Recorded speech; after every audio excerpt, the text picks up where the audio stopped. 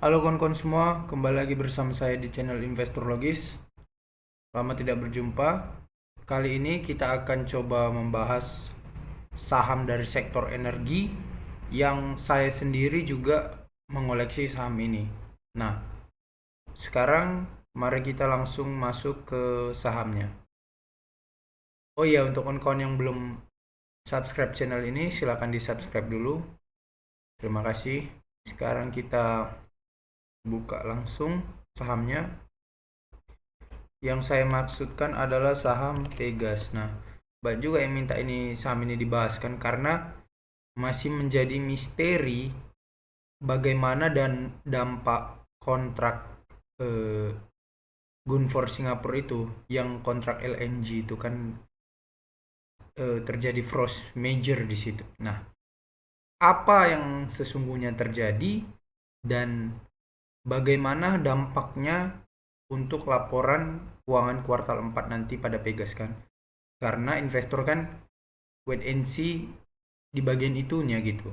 Kalau sudah ketahuan nanti di laporan kuartal 4 ya baru bereaksi investor gitu kan, baik terjadi dampak penurunan laba karena itu atau tidak berdampak sama sekali. Nah, mari kita cari tahu ya, coba dari fakta dan datanya.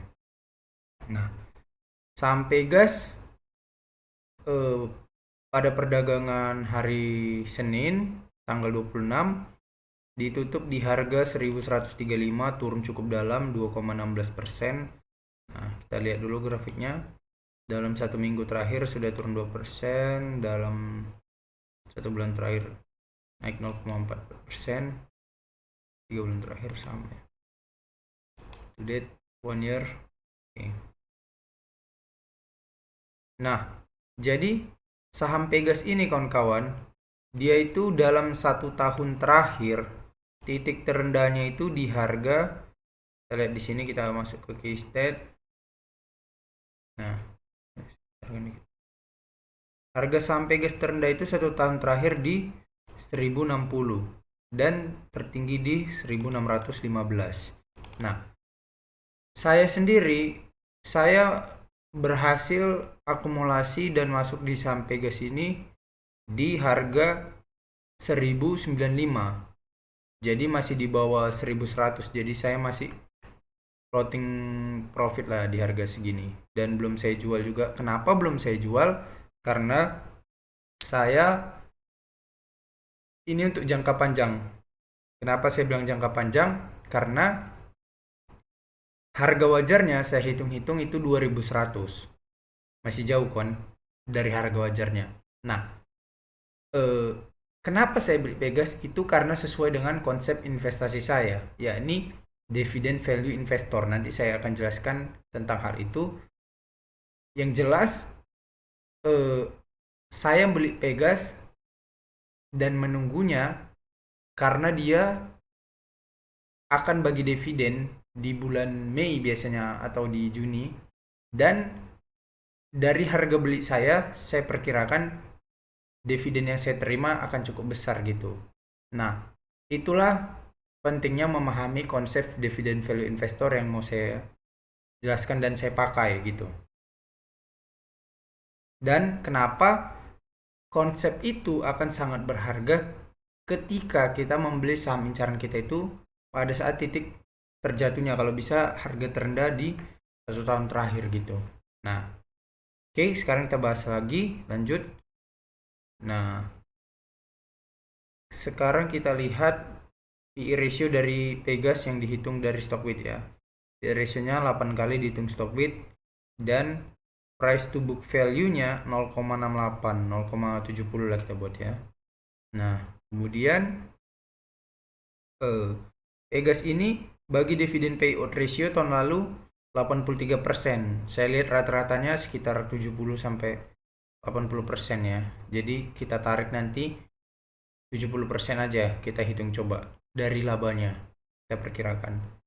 Nah, kemudian kita lihat harga tertingginya 1 tahun terakhir 1615 ya. Saya ingat. Oke. Nah, kemudian kita masuk ke profilnya dulu. Sebetulnya saya sudah banyak bahas tentang Pegas ini ya kawan-kawan, tapi ini yang terupdate lah di bulan Februari 2024 gitu. Kita bahas lagi ya ulang ya. Nah, intinya Pegas ini adalah saham BUMN, perusahaan BUMN yang kepemilikan sahamnya itu dikuasai oleh PT Pertamina Persero 56,9%. Nah, PT Pertamina ini kan punyanya negara, jadi otomatis ini negara lah ya, perusahaan negara lah itu ini. Nah, jadi sangat-sangat pautnya baik dividen yang mereka berikan itu ke negara gitu. Nah, bisnis utama dari Pegas ini adalah transmisi dan distribusi gas bumi, usaha niaga gas bumi. Nah, yang dua inilah intinya utama. Kalau hulu minyak dan telekomunikasi ini masih kecil lah persentasenya dari laba yang disumbangkan. Jadi dia labanya itu paling banyak dari transmisi, distribusi dan niaga gas bumi gitu.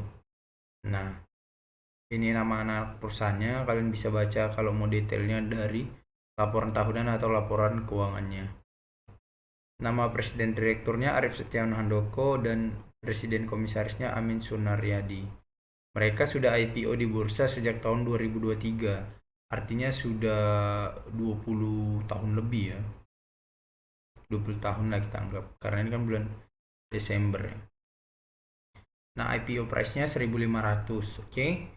Kemudian kita lihat jadwal mereka ini bagi dividen.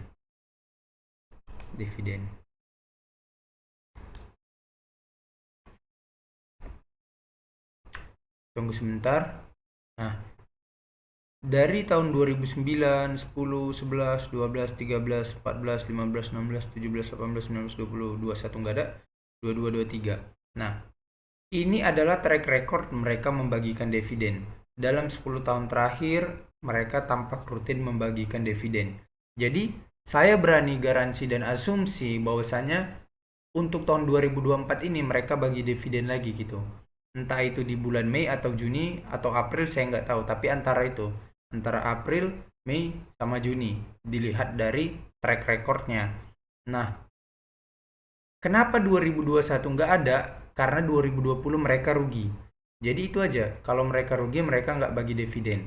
Tapi kalau untuk tahun 2024 ini, kan itu dibagikan atas laba dividen tahun 2024 kan dibagikan atas laba bersih tahun 2023 kan. Nah, di tahun 2023 kemungkinannya sangat kecil untuk mereka rugi.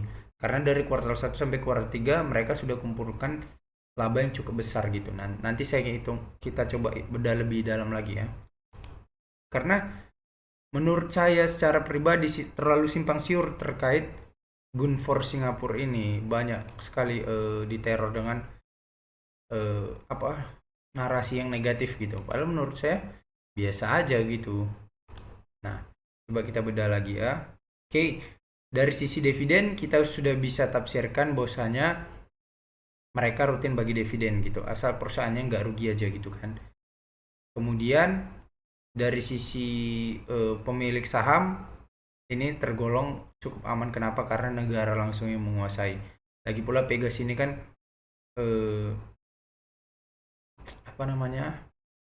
pemain utama lah dalam bisnis gas di negara ini kan gitu kan.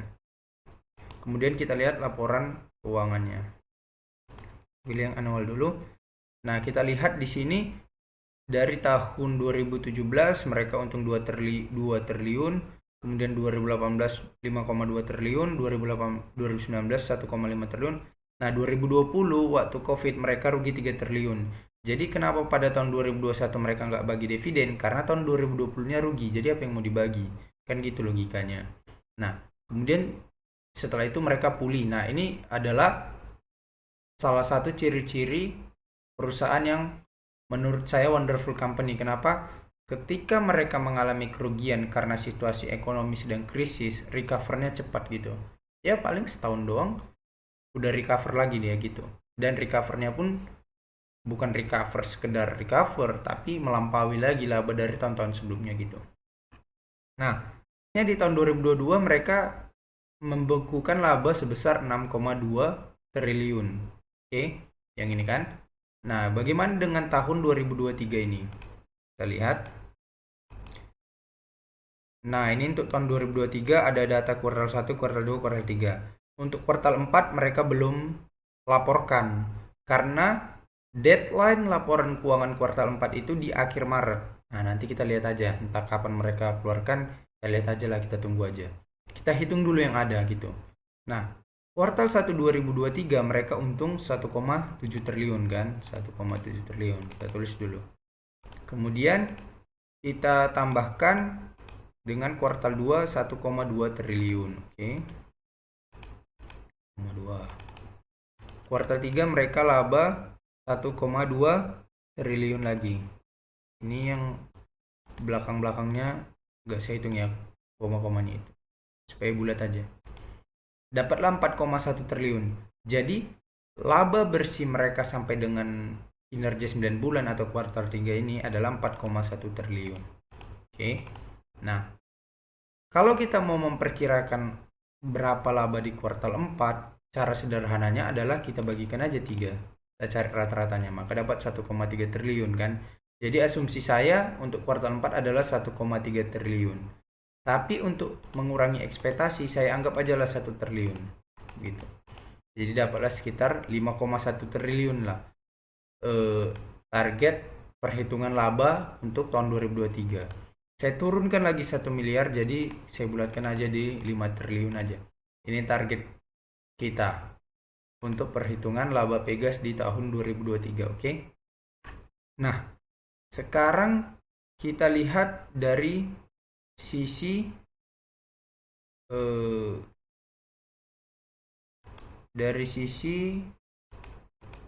neracanya. Tadi labanya kita perkirakan 5 triliun ya. Nah, dari sisi neracanya sampai pada kuartal 3 aset lancar Pegas adalah 28,9 triliun. Total aset tidak lancar 74, total aset 103,5 triliun, total liabilitas 50 triliun. Jadi mereka punya ekuitas 53,1 triliun ya, yang ini. Nah, kalau kita mau mencari harga wajar perusahaan, maka langkah pertama yang harus kita lakukan adalah membagikan ekuitas dengan jumlah saham beredar. Pakai data terupdate-nya aja yang kuartal 3 kan. Nah, jadi ini kita bagikan aja 53,1 triliun ekuitasnya dibagi dengan jumlah saham beredar Pegas ini 24,24 miliar. Kalau saya nggak salah. Nah, ini pure share outstanding-nya 24,24 miliar dibagi 24,24. Dapatlah 2190 harga wajar Pegas kan, 2190.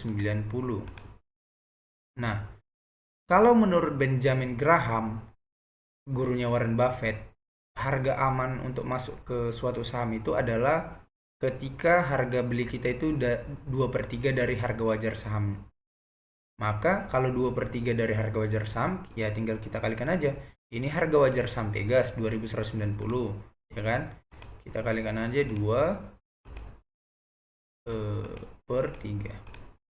Maka dapatlah 1460 kan. Jadi sebetulnya menurut persepsi value investing, Pegas di harga 1460 pun masih layak untuk masuk. Apalagi di harga 1135. Jadi lebih terdiskon lagi dia kan. Nah, kalau tadi kita hitung harga wajar sahamnya adalah 2190 dan kita masuk di 1135 misalnya, 1135. Nah, berapa PBV-nya kalau kita masuk di 1135 kan? Cara hitungnya adalah 1135 bagikan dengan harga wajar sahamnya. Nah, dapatlah 0,51. Nah, saya kan masuk di 1095. Kalau saya dapat di 0,50 price to book value-nya. Jadi saya dapat harga beli Pegas diskon 50%. Itulah bahasa lapangannya gitu. Nah, tapi di harga segini kan masih layak beli juga kan sebetulnya kan. Tergantung kalian saja yang mau koleksi gitu. Saya hanya mau menunjukkan argumentasinya untuk beli saham Pegas ini gitu apa gitu.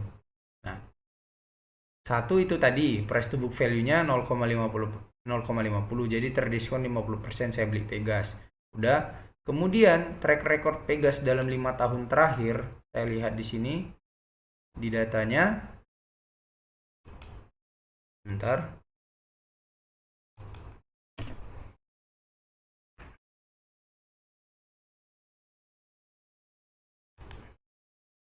Nah, dalam 5 tahun terakhir, Pegas ini sempat menyentuh di harga sekitar 2.500-an gitu. Kalau ditarik titik tengahnya mungkin di sekitar 1.500 atau 1.600. Jadi kalau saya beli di 1.095, dia balik ke 1.600 saja saya udah untung sekitar 58% atau 59% kan gitu. Jadi itu juga yang membuat saya aman gitu selain dia membagikan dividen. Nah, dari sisi harga wajar saya dapat diskon. Satu, saya punya margin of safety 50%. Oke. Kemudian berapa per saya masuk? Nah, tadi kan kita asumsikan laba Pegas adalah 5,1 triliun. Berapa price earning ratio-nya? Kalau saya masuk di 1095, ya tinggal bagikan aja. Cari EPS-nya dulu, earning per share-nya. 5.100 dibagi dengan jumlah saham beredar 24,24 M. Nah, dapatlah EPS dari Pegas 210. Saya perkirakan untuk 2023 kan.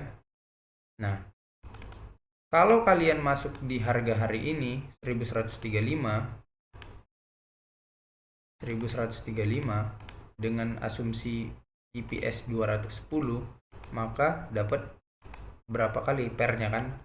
Nah, artinya kalian membeli di per 5,4 kali. Nah, tadi PBV 0,50 kali per 5,4 kali. Kalau kalian masuk ke saham pernya masih di bawah 10 kali, itu masih murah kawan-kawan. Artinya per 5,4 kali ini kalian butuh waktu 5,4 tahun untuk balik modal kalau kinerja labanya terus rata seperti tahun ini gitu. Nah, intinya kalau pernya masih di bawah 10 kali atau di bawah 8 kali itu masih murah menurut saya gitu. Dan menurut Ben Graham juga masih murah gitu.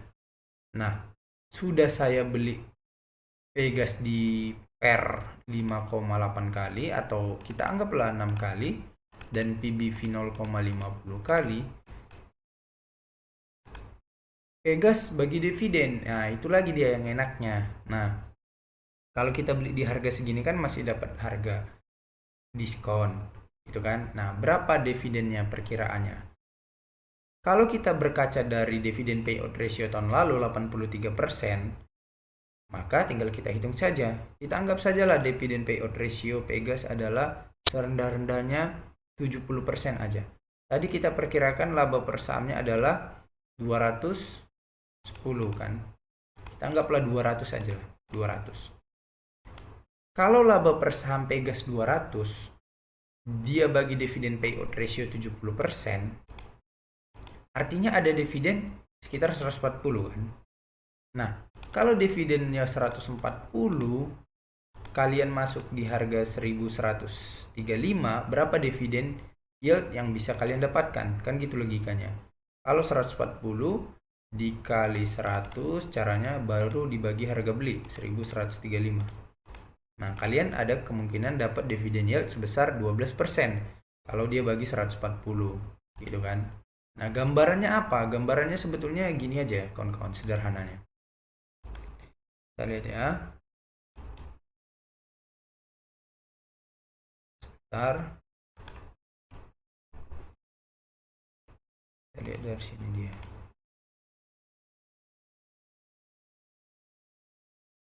Lihat dari labanya. Nah, laba tahun 2021 adalah 5,2 triliun. Kita lihat aja berapa dividen yang dibagikan tahun 2022. Karena itu kan dibagikan atas laba tahun 2021 kan. Kalau laba 5,2 triliun, mereka bagi dividen berapa? Kita lihat dividen tahun 2022. Bagi dividen 124, ya kan? Kalau labanya 5,2 triliun, mereka bagi dividen 124. Kita anggaplah mereka bagi dividen serendah-rendahnya 120 aja. Atau 110 aja lah, kita anggap 110. 110 aja lah. Gitu kan. Kalau kita dapat dividen 110 per lembar, maka berapa dividen yieldnya kalau kita beli di harga sekarang? Tinggal kita kalikan aja 100 dibagi harga beli sekarang 1135. Nah, masih dapat 9,69%. Masih besar juga kan? Kalau saya beli di 1095 harga beli saya, itu kenapa saya berani beli? Nah, 110 kalau misalnya ini perhitungan dividen terendah ya, 110 dikali 100 dibagi harga beli saya 1095. Saya masih bisa mungkin dapat dividen 10%. Dan bagi saya itu cukup besar dividen yield 10%. Udah di atas obligasi dan bunga yang lain-lain kan. Nah, itulah dasar beli saya Pegas. Satu, di bawah harga wajar, PER dan PBV-nya masih diskon. Yang kedua, dia bagi dividen rutin. Yang ketiga, dia punya track record di harga tinggi. Itu dalam 5 tahun terakhir di 2500 misalnya. Pegas ini juga pernah di 6 ribuan loh. Kalau dia narasi Gunvor itu force major itu nggak ada, saya kira udah terbang harganya saat ini. Saham Pegas. Nah, sampai ke sini pernah di 6 ribuan loh. Nah, ini tahun 2014, 2013. Nah, sekarang dia di sini di 1135. Bahkan dia pernah di 1900 nih di 2022. Kalau dia kembali ke sini aja kan besar itu untungnya. Sekitar 80% atau 90% kan? Nah, itu yang saya harapkan kawan-kawan. Jadi, saya nggak takut dia jatuh. Kenapa? Karena ada bempernya dividen. Itulah konsep dividen value investor. Jadi kita mencari saham yang konsepnya sederhana. Jadi kita membeli saham yang membagikan dividen. Nah, value-nya itu adalah kita mencari saham yang membagi dividen dan di bawah harga wajarnya. Gitu. Jadi kalau dia jatuh, kita nggak takut. Kenapa? Karena dia bagi dividen, ada bempernya. Kalau misalnya dia naik, ya kita juga bisa capital gain atau tetap tunggu dari dividen. Gitu enaknya kawan-kawan. Nah, baru terkait Gunvor, kita bahas Gunvor. Nah, ini saya mau bahas cukup dalam untuk Pegas ini. Mohon maaf kalau durasinya lama ya. Nah, ini adalah laporan keuangan Pegas tahun 2023 kuartal 3 kan. Nah, kalau kalian cari kata kunci Gunvor, kalian akan ketemu ada sekitar 4 kata kunci. Oke. Bentar. Oke, nah dari sini ada 4 kata kunci di halaman 182 ini kalau nggak salah. Satu, Gunvor Singapore Ltd kan ini. Nah, mereka bikin perjanjian 8 kargo LNG. Transaksi awal 1 Januari 2024 sampai 31 Desember 2027 kan. Nah, kemudian kita cek lagi Gunvor. Nah, ini pada tahun 2022 perusahaan mendatangi komitmen kontrak pembelian LNG jangka panjang dengan Petronas bla serta komitmen kontrak penjualan LNG jangka panjang dengan Shell bla jangka dan Gunvor Singapura PT Ltd jangka waktu 2004-2027. Artinya kontrak 3 tahun kan dengan Gunvor ini. Tapi dia first major kan, nggak jadi. Nah, di sini poin kuncinya kawan-kawan di perjanjian penting poin 35 kalian baca aja di laporan keuangannya jelas ada.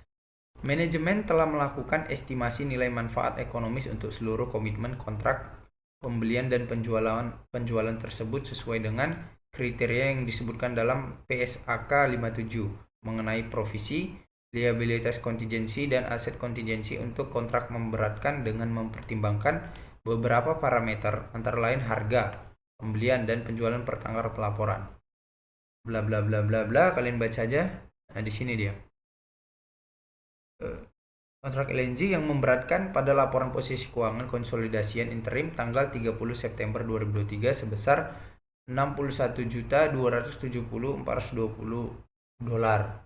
Dan dalam laporan laba rugi konsolidasi interim untuk periode 9 bulan yang berakhir pada tanggal 30 September 2023 sebesar 4.419 dolar. Ya, kita ulangi dari sini ya. Perusahaan mengakui nilai yang lebih rendah antara estimasi nilai manfaat ekonomis dibandingkan dengan estimasi ganti rugi sebagai provisi. Diukur dan disajikan sebagai provisi antara atas kontrak LNG yang memberatkan pada laporan posisi keuangan konsolidasi interim tanggal 30 September 2023 sebesar 61 dan dalam laporan laba rugi konsolidasi interim untuk periode 9 bulan yang berakhir pada tanggal sebesar sekian 4.400 dolar kan. Nah, saya jujur kurang bisa untuk memahami kata-kata ini. Apakah dia ini dalam anggapan saya ya, Vegas menyediakan dana untuk provisi kerugian itu sebesar 61 juta dolar 200 ini kan. Tapi setelah dia hitung-hitung ternyata hanya estimasi ganti ruginya sebesar 4.400 dolar kan.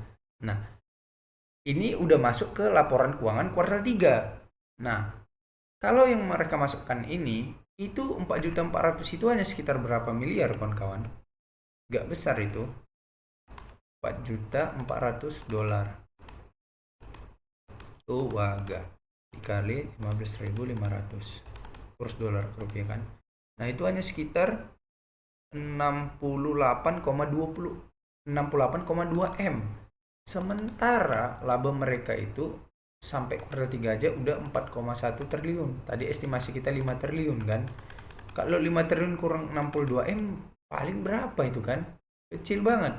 Nah, seandainya saya salah memahami kerugian mereka itu adalah 61 juta dolar ini, seluruhnya itu diganti rugi segini, maka 61 juta 200 dolar itu berapa uangnya kan? Kalau kita rupiahkan, waga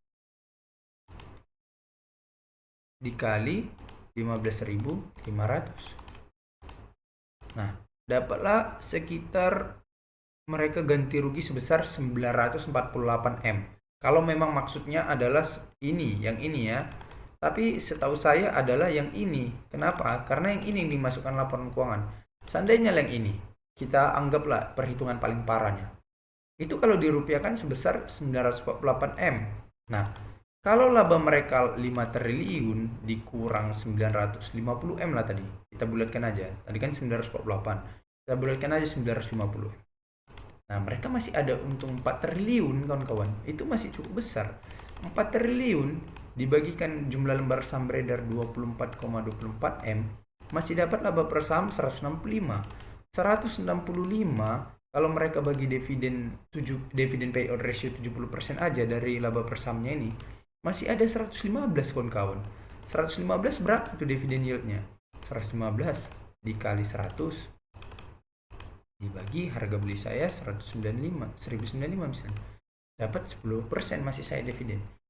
Nah, jadi bagaimanapun status perhitungan kerugian dari kontrak Gunvor itu, saya bisa memperkirakan syukur-syukur dividen yang saya dapatkan itu peluangnya sangat besar, minimal 10% kawan-kawan. Kalau beli di harga segini mungkin 9% di harga hari ini 1135. Nah, itulah yang menyebabkan kenapa saya membeli saham Pegas dan sampai saat ini masih floating profit, dan saya masih nunggu untuk beritanya di bulan 5. Syukur-syukur dia semakin cepat bagi dividennya di bulan April. Karena saya udah gak sabar lihat informasi selanjutnya gitu. Dan syukur-syukur laporan keuangan keempatnya segera keluar supaya kita tahu hitung-hitungannya. Oke kawan-kawan, itu saja yang bisa saya sampaikan untuk saham Pegas ini. Untuk kawan-kawan yang punya pertanyaan, silakan ketik di kolom komentar saja atau japri saya saja secara pribadi. Untuk pembagian ebook secara gratisnya yang sudah saya tulis tentang dasar-dasar investasi saham, silakan chat saja, tinggal tunjukkan bukti kalian sudah subscribe channel ini dan saya akan bagikan secara gratis. Thank you, sampai jumpa kembali.